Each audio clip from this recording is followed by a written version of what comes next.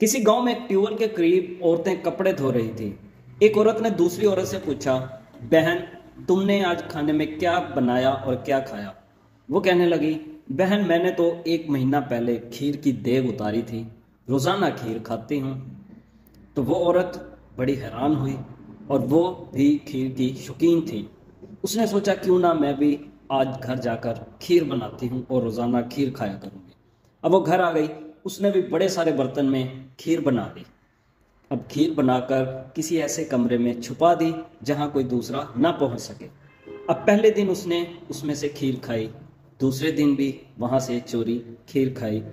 अब तीसरे दिन जब वो खीर खाने लगी तो उसने महसूस किया कि खीर अब बदबूदार हो चुकी है, खीर में से बदबू आने लगी है।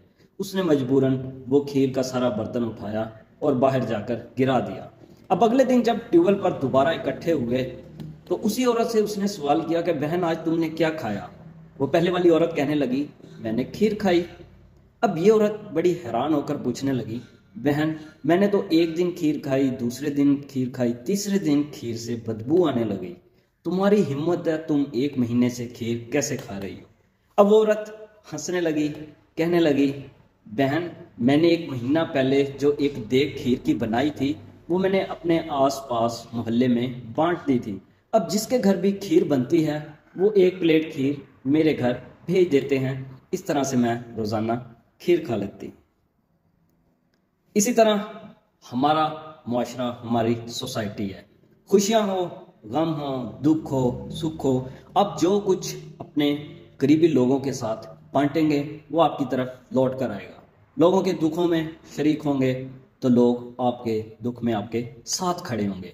आप आते जाते 10, 15, 20 लोगों को सलाम करेंगे तो वो 10, 15, 20 लोग रोज़ाना की बुनियाद पर आपको सलाम करेंगे। आप पर इतनी सलामती होगी।